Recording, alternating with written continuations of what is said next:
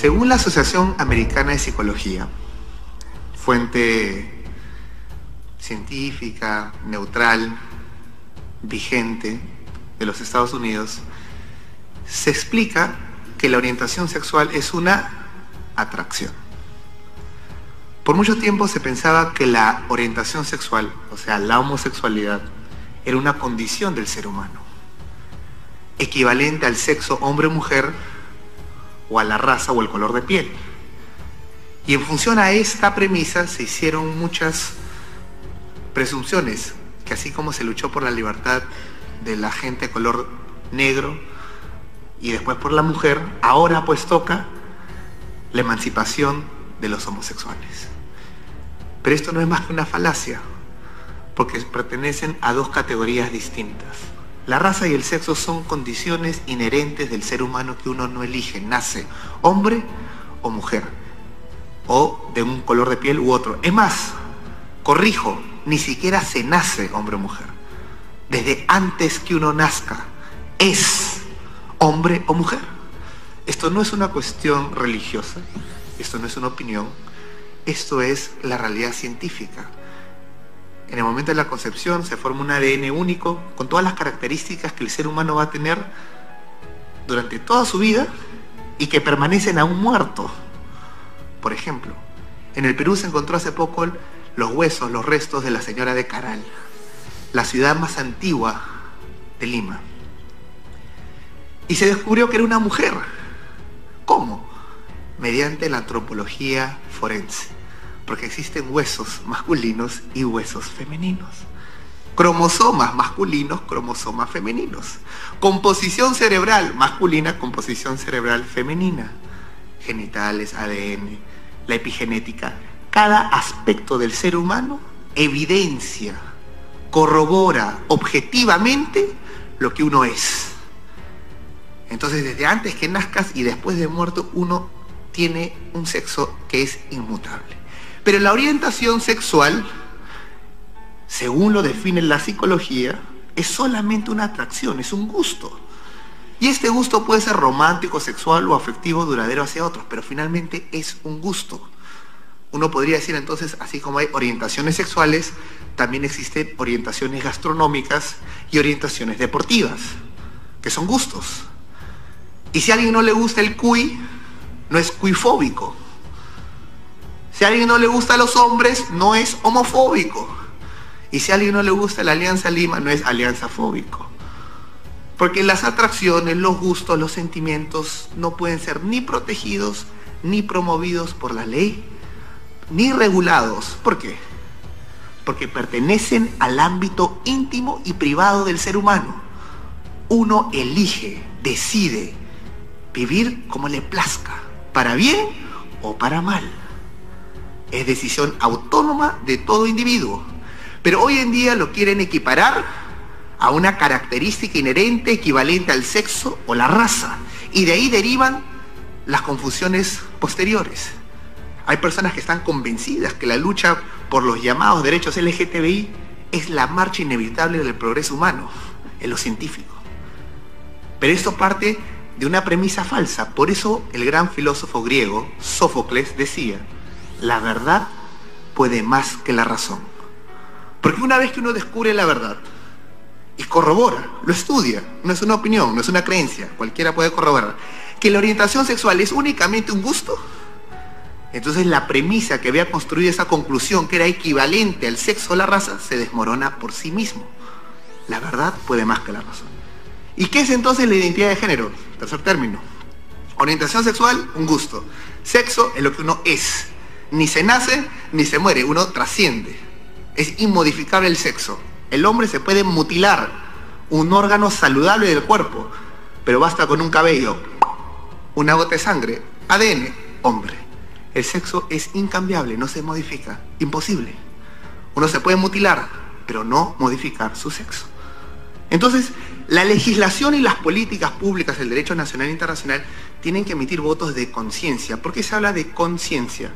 Porque es con ciencia, con conocimiento, lo que está verificado por la misma ciencia.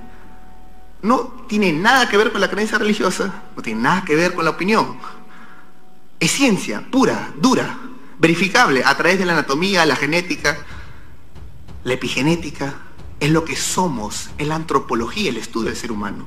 Pero hoy en día se quiere abolir al ser humano racional, científico, y reemplazarlo por un ser teledirigido, un ser emotivo, un ser subjetivo.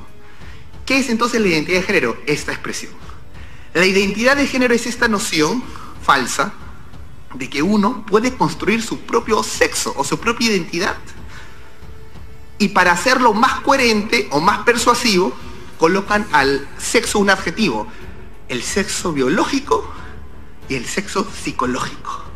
Pero no hay sexo biológico ni psicológico, el sexo es hombre o mujer. Porque que un hombre se sienta mujer, ¿lo convierte en mujer? ¿Y cómo sabemos que no? Si él dice, soy mujer, si él gana la batalla jurídica y política para que lo llame mujer, ¿es mujer? Si te mete a la cárcel, ¿es mujer? Si te mata, ¿es mujer? No es mujer. Porque son hechos objetivos, científicos, corroborables, que escapan la opinión subjetiva del ser humano. Pero esta teoría falsa dice que uno puede construir su identidad sexual en función a sus experiencias subjetivas. Y la psiquiatría clasifica esto hasta el día de hoy según la DSM-5, que es la Asociación Americana de Psiquiatría del año 2015. Y el CIE-10, que es la Clasificación Internacional de Enfermedades de la 10ª edición de la Organización Mundial de la Salud, como trastornos de identidad. Porque el problema no es físico, el problema es psicológico. Y se le clasifica como disforia de género.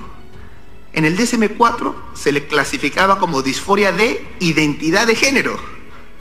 O sea, han retirado un término clínico y lo están promoviendo en política pública para que de ella emanen supuestos derechos. Puede sí, pero debe de haber adopción de parejas homosexuales, o dos hombres, o una pareja, una persona soltera. ¿Existe el derecho a adoptar? Muy bien, no. ¿Y por qué no? Porque existe el derecho del niño a ser adoptado. ¿Y por qué? Porque existe el interés superior del niño a recuperar lo que perdió, un padre y una madre. El niño no es un producto, no es un saco de arroz para satisfacer un vacío emocional, sentimental o una meta ideológica. El ser humano no es un medio de realización de nadie, es el fin supremo del Estado. Pero en países donde han subdesarrollado en sus políticas, han ido en un regreso moral, permiten este caso. Y este niño Tomás, siguiente, de 11 años, sus madres decidieron aplicarle hormonas, siguiente, y ya no llamarlo Tomás, sino Tammy, de 11 años. Tammy. Le inyectaron bloqueadores de hormonas para evitar que desarrolle su vello facial, cambio de voz, hombros. Y esa es una experimentación directamente con los seres humanos, al estilo nazi. Se está experimentando con los seres humanos, deconstruyéndolo primero, porque no respetan su identidad científica. No eres lo que eres lo que sientes. Es la voluntad del hombre por encima de la naturaleza. El lema de Hitler, que puso el ciclo de la vida, el símbolo budista, 45 grados al costado, para decir que la mera voluntad del hombre era capaz de modificar el ciclo natural de la vida. Es lo mismo. Siguiente. Y esto, en vez de ser denunciado, lo celebran y ya no le llaman ideología de género. Nada menos que National Geographic de este año, en su portada de febrero, ya no le llama ideología de género, sino revolución de género. Y en la portada hay un niño, hombre de 9 años, vestido de mujer, que le dicen que es su derecho decidir qué ser. ¿Y por qué se dan estas situaciones de supuestos derechos sexuales del niño o a la identidad? Porque finalmente el Estado lo que hace es deconstruir la primera institución, que es el fundamento y la base de la sociedad, que es la familia. Y al destruir la familia, entonces el Estado se asume como el ente regulador moral de cómo administrar tu vida personal y familiar.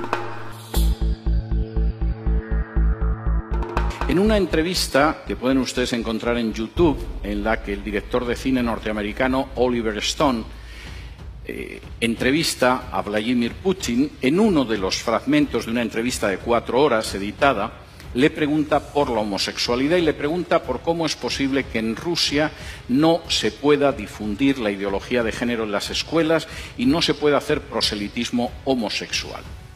Y la respuesta que le da Putin es absolutamente ejemplar. En Rusia no se persigue, no se encarcela, no se discrimina a ningún adulto por ser homosexual. Hay actores, hay artistas, hay deportistas que son homosexuales y nadie los persigue ni los discrimina. Pero no vamos a tolerar que adoctrinen a los niños en una ideología que es contraria a la familia. Porque la base de esta nación es la familia. Si el niño se convierte en adulto al llegar a los 18 años y decide ser homosexual, es una decisión suya. Pero no vamos a tolerar que la familia la destruyan desde abajo, haciendo proselitismos con niños que no tienen el criterio suficiente para decidir en un sentido o en otro. Yo puedo estar muy poco de acuerdo en muchas cosas con Putin, pero ahí le doy toda la razón. La visión de los chinos sobre la ideología de género es la misma. Esto es peor que el opio que trajeron los ingleses. Y si dejamos que entre en nuestra sociedad y que destruya la familia, el efecto va a ser peor que el opio británico. No lo vamos a tolerar. No porque seamos cristianos, el régimen es un régimen ateo, sino porque creemos en la familia y sabemos que la nación se basa sobre la familia.